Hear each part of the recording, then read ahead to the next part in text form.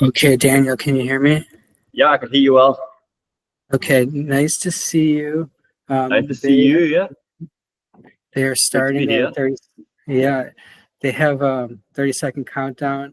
Okay, so I'm here with Daniel Timms, experienced mental calculator, organizer of MSO, and currently in Vietnam, I believe. So Yeah, he that's is, right. Yeah, yes, lunchtime here in Vietnam. yeah. Okay, so we are off. All Yeah, so right. I know Aaryan and Swanand from some of the other competitions, as you mentioned. Both of them have been in the Mind Sports Olympiads World Championship, which is another online competition. Both of them have reached the finals of that. And again, this is against many of the top competitors in the world, just like in this GMCA league. And they've also competed in in-person events. So Swanand I met pretty recently at the Junior Mental Calculation World Championship and also at the Mental Calculation World Cup. And Aaryan was at the Mental Calculation World Cup as well. So for anyone who's watching who wonders about the legitimacy of an online competition, the people who are winning this competition here, they have traveled to other countries and participated in in an actual room under strict conditions. And in the World Cup, for example, Aaryan pretty much won every single event. Samuel, you were there as well. Yes. That was a very impressive performance in the history of that competition. And these two both had the addition record briefly in September. So Aaryan went on stage and broke the addition world record. And so what happens here is just like you can see on Swanand's screen, you have a block of additions like this, except that Swanand has got additions and subtractions. This is just 10-digit numbers and 10 of them that you have to add. And Aaryan did that in something like 93 seconds for 10 problems. So that's basically looking at more than 10 digits a second to do the additions that fast. And then Swanand beat the world record in a session afterwards in 88.4 seconds. And then a few minutes later, Aaryan beat the record again with 78.1 seconds, which is as we say now, on the 9th of March, that's the current world record held by Aaryan Shukla there on the left. So both of these are two of the fastest additions specialists in the world. He just did an addition question that it was not 100 digits, but it was about the exact same speed as that world record. It looked like about 80 digits in about 6 seconds. So yeah. Yeah. And it's more impressive in this format here, because if you know that you're going to do a whole page of additions, you can get your mind in additions modes and you just get in the flow of doing them. But here with this league, the questions are just different every time. You have no idea what the next question is going to be. Maybe it's addition, maybe it's some kind of weird root question. Yeah. What I find interesting is that here we go. Here's an addition on Swanand's screen here. Yeah. That's the speed, and it's even the input is awkward for him because he has to go forwards and backwards a few times. But it is posing him no difficulty with that. So what I find interesting is because we have very low penalty, essentially no penalty for inaccuracy. Some competitors, these two specifically, they're adding more columns. Like Aaryan is choosing to do 5 columns at a time when in a record attempt setting he would only do 3 or 3/4. And Swanand is adding a 4th column to his because he there is an increased chance of a mistake, but it doesn't really matter to them. They just have to do it again. For those of you, I think both for Aaryan and Swanand, they use a technique called the soroban, where they imagine a specific type of abacus in their mind for doing anything that resembles an addition. So when Samuel's talking about the columns, he both means the columns of the addition when they're written vertically, but also the columns that they're seeing on the abacus. So when, for example, let's take Swanand is doing additions of 4-digit numbers basically at the same time. This means that he has to keep at minimum the image of an accurate image of the 4 rods of an abacus in his mind at the same time. And in practice, maybe he has a 5th one because when you add in the 4-digit numbers, you get the a fifth digit in the answer, and Aaryan is doing one digit even more than that, which from my experience from calculators like John P. Lee, now Fumio Gasawara, and other Soroban experts, this is pretty much the limit of what they're doing, 5-digit additions. So this is like the, just in terms of addition, we're talking a lot about addition, but the maximum skill that we see. Yes. All right. So let's see if we can find something. Okay. So that's not. So just looking at the scores at the moment. So Aaryan's score is pretty much double Swanand's at the moment. So we have a clear leader at the moment with Aaryan. He seems to be, pretty good. So I think from just scanning it, I think they have gotten a sort of a relatively easier match, easier than average. Though Swanand has this question on the screen, which check out this one. 27 to the power of 4.1. So this is interesting. Like, how would you even solve this one? One method is to take logarithms, so you can figure out the logarithm of 107, which sounds pretty difficult, but it's just the logarithm of 100, which is 2, plus about 7%. So you have to add on the 7%. Just checking. So it's pretty much 0.03 for the logarithm, and then you can divide that, or no, multiply that by 4.1, and then take the anti-logarithm. And if I understand correctly, you don't need that much precision. Right. For these, so doing that to like 3 decimal places is enough to get enough points for this. But still, logarithm calculations is notoriously difficult because you have to store so many digits as well as getting some quite exotic memorized values. I think, it's, of course, logarithm. Okay, so here's Aaryan's got an interesting one here. This is the system of equations, which computers are using all the time with matrix algebra and so on. But for a human calculator, that's quite different. It's quite difficult. I mean, looking at this, you could estimate z because the second equation, the other variables are pretty small. So you could start with z there, but it's really difficult when you have. He's not. It's really difficult when you have when you only have one variable that you're sort of given. Okay, I don't know if he can. He's not. So the other way, this one. So we had 107 to the 4.1. I mean, I don't know to what extent you've heard of people who actually are good at fifth roots, but you could. I mean, doing 107 to the 4th power is not that difficult. It's a relatively simple. So you could use the binomial theorem for doing that. So but I'm not sure. I'm not really aware of anybody who's truly comfortable with fifth roots. Yeah, because the methods that work for square roots, they're less accurate for cube roots, and then the higher you bring the power. Basically, just because when you do the binomial expansion, you end up with like bigger coefficients and more terms. You end up with the standard methods becoming less and less accurate, and even by the time you're getting to fifth roots, these methods are just like very unreliable. But so if you only need 3 significant digits, even in that case, you have to be lucky. Like if you're taking the fifth root of 34, then you can estimate it as the fifth root of 32, which is just 2. And then there's a small adjustment. But as soon as you're trying to work out the fifth root of 60, then it's just you can't use these methods because your error term is just so big. You're ignoring so many of these compound terms that the methods just don't really work. And so for these, I find logarithms to be the most efficient methods. Yeah. But then this takes quite a few stages. You just can't do it super fast. Right. Compared to the other methods. Aaryan did solve a sum of squares of a 9-digit number while we were talking, which is interesting. The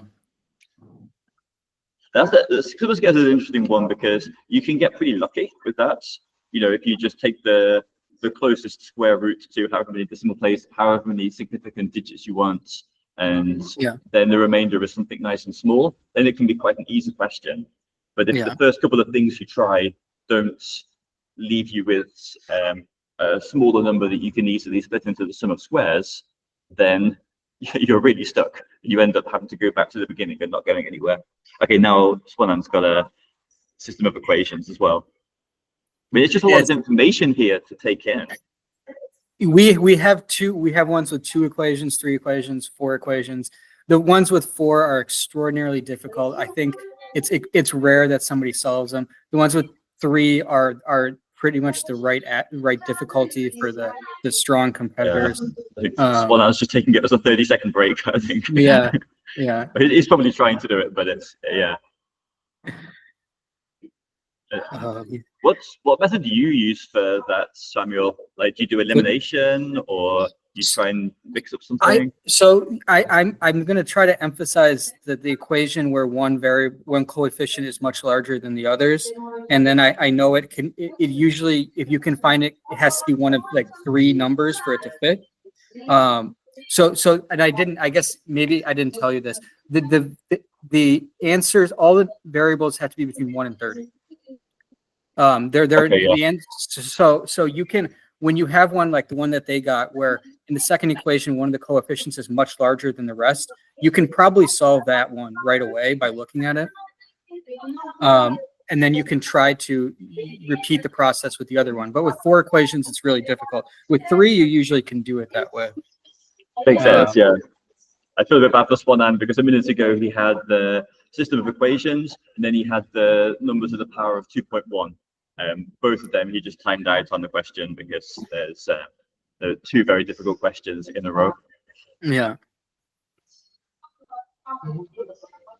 So it reminds me a bit of the episode. Oh, here's an easy one. Here's the easy one. Yeah. So he solved that one in I don't know how many seconds. It was too fast to see. Yeah. Really showing how adding more variables to the system of equations makes it much harder.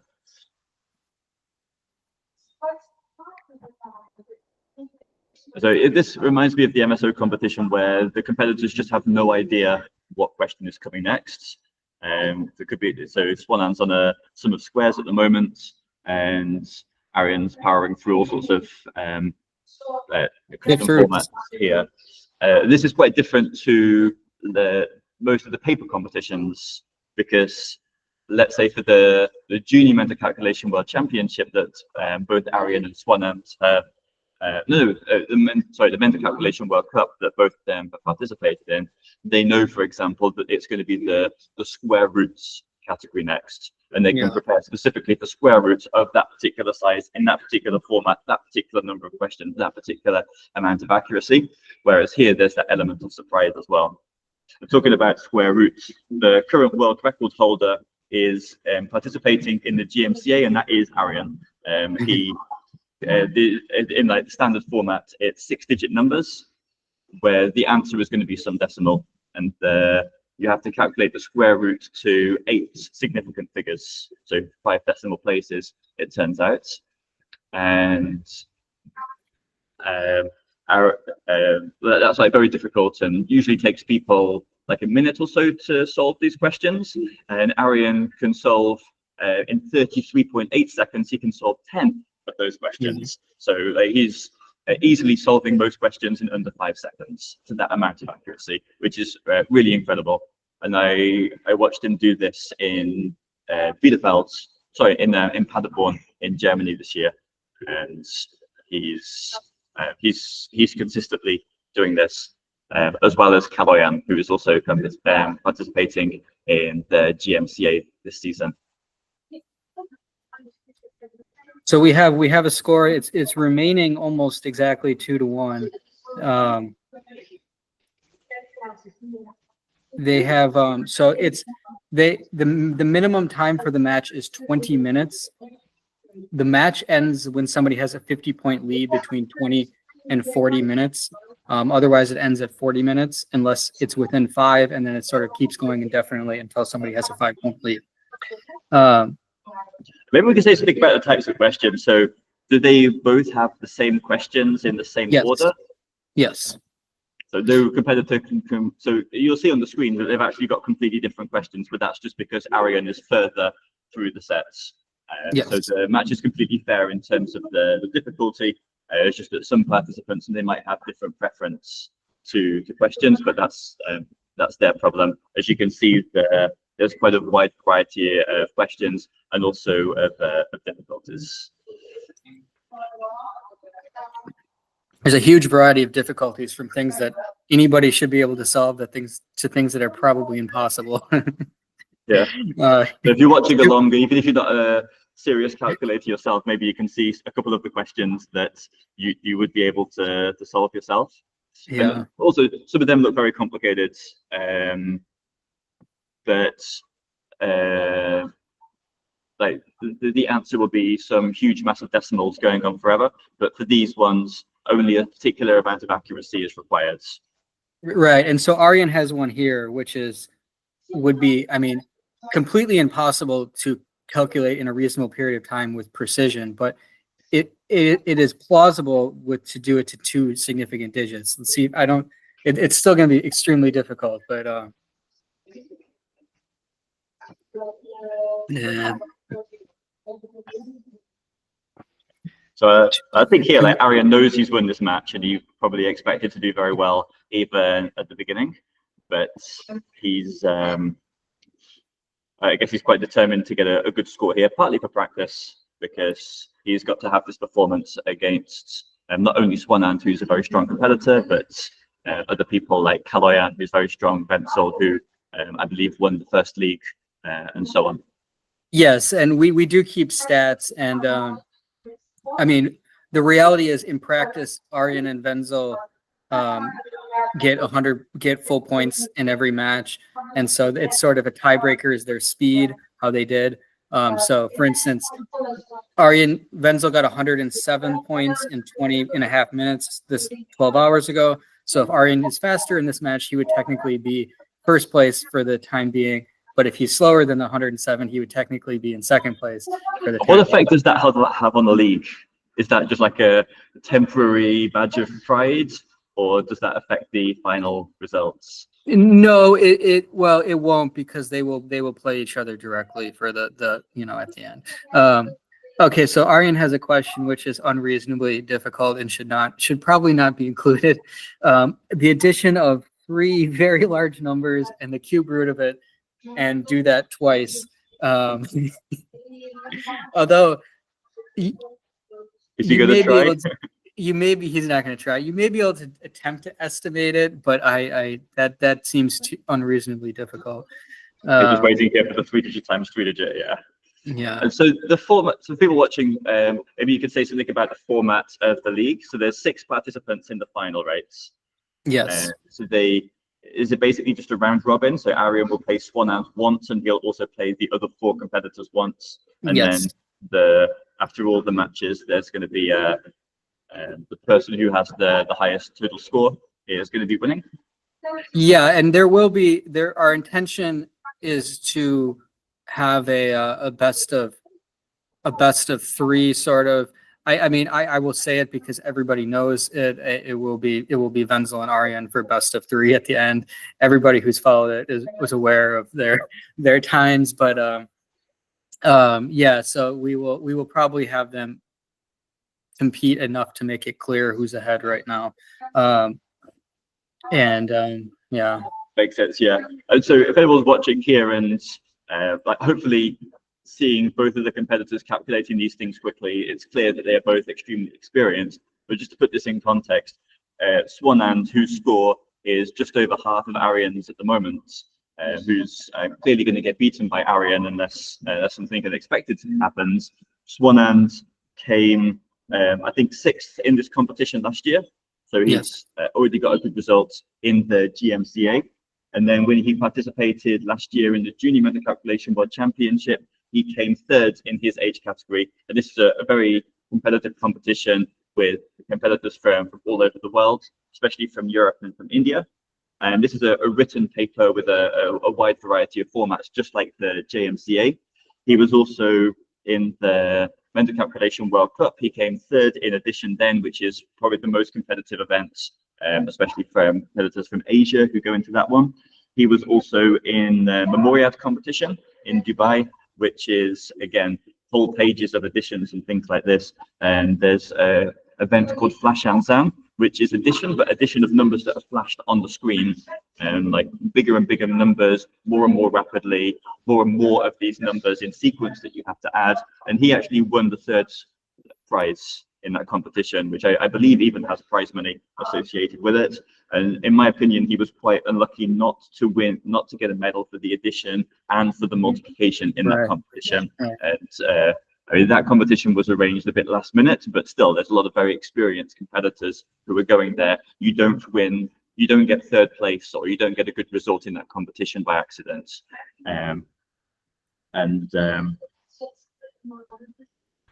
So that's like some of the just things that Swanand has been doing in the last years. In the last year. So and he's moved his score up. He's noticeably above half of Aaryan's score at this point. Yeah, and, we're saying that his actually, score was half of Aaryan's, but like it's 64% now. Yeah. Yeah, he's actually trimmed the deficit over the last couple minutes. So the match, we've passed 20 minutes, so we passed the minimum match time. But Aaryan needs to win by 50 points to get the full points for the match. If he hits the 50-point margin anytime in the next 19 and a half minutes, the match will immediately end. He has also reached the time that the match ended between Wenzel and Kalyan 12 hours ago, and he is slightly behind Wenzel by just 4% speed. So we are very, very close again. So it's interesting with Swanand because I think he's improved a lot in the last year, not based on the JMCA, but based on basically all of the other competitions that I've seen him in. That he was good before, but not like challenging for the medals, but not getting there. And then now he's there with the world records and actually getting medals against the same competitors in the same disciplines. So I think that this is really showing how Swanand has improved. And I think to some extent, not necessarily participating in the matches directly, but I know these two have used this app to sort of allow them to have technology which can prompt them to practice different things than just think the same 3 or 4 tasks over and over again. So I've definitely noticed Swanand's ability to solve like complex questions has significantly improved in the last 12 to 15 months. Just having exposure to something that will give you questions that are unusual and grade them for you and time you on them. What's quite interesting for me is looking at the other online competitions. So the Mind Sports Olympiad, the MSO, which I'm involved in like setting the questions for. And this year, the finalists in the competition, the majority of them have been in the last year competing in the GMCA. So we're talking, for example, Domenico Mancuso, who was, I mean, he was always a good competitor, but probably not expected to reach the finals of the MSO. And yet he's there in 6th place and he's going to be competing in the finals next month. And he's the main competition that he's been involved in recently is exactly this, the GMCA, where he's had some good results. And then there's like Swanand is another example where he didn't reach the finals last year. He was not super close to reaching the finals. And then this year he was in 5th place, like with a well-deserved entry into the finals. Aaryan is not in the finals of the MSO this year, and that's only because he's got his, I think, he's got some like competitive school exams, and it clashes with his schedule, so he wasn't able to enter that this year. He's won that competition before and came 2nd behind Kalyan in the last 2 events as well. So there does seem to be a trend with people who participated in the GMCA and success in other competitions of whichever other formats. I will say, so I think part of that must be that the GMC, these when you compete, you're forced to do a match every week. You have to make time for regular calculation, which means you're probably practicing and taking it seriously. So we get the people who want to be involved every week competing, and then they're practicing. I think from my observation, just having watched many matches, I think Aaryan is exhausted. His speed has noticeably decreased. We're not like most of his matches this season. All of his matches have ended within 15 minutes. We are now at 25 minutes, getting close to 25 minutes of continuous calculations, and his speed. He sort of has stayed with the same lead now for several minutes. He seems. It is very taxing to try to calculate and maintain focus for 20, 30 minutes straight. And that's true, actually, because most competitions, it'll either be you have a block of, say, maximum 10 minutes to do multiplications. You know what it's going to be. You know that after 10 minutes, you're done. And here, the minimum is 20 minutes, so you have to focus for longer. Yeah, there are some competitions where you focus for longer, like the paper competitions. You can have 2 hours minimum of calculations, but then you can decide to take a break. I was speaking with Avalaksha Arora, who's also, I think, competing in GMCA and in many of the other competitions, very strong competitor. And he was telling me how, let's say in the written papers, he takes literally a breather, just takes a moment to take a couple of breaths, just to make sure he can maintain that focus every couple of pages. And if you can manage your time through the questions, you have the ability to do that. But here, as soon as you finish one question, the next question's appearing. Yeah. So like you haven't got to pause at the end of the questions before the next set, and you haven't got to pause when you want. As you're saying, you just have to keep going, keep going, keep going. And Swanand was involved in one of the 2 marathon matches last year that went 60 minutes. And you could see the competitors in the last 20 minutes. They couldn't solve anything that was above like moderate level difficulty anymore. They had lost focus, and they were just waiting for easy questions to show up. And it was amusing. Okay, so Aaryan is about to hit 50. He should. Yeah, he's pulled back. While we're talking about how he's getting tired and stuff, he is pulled back. He was 39 behind at some point, and now he's just hit 50. That was he must have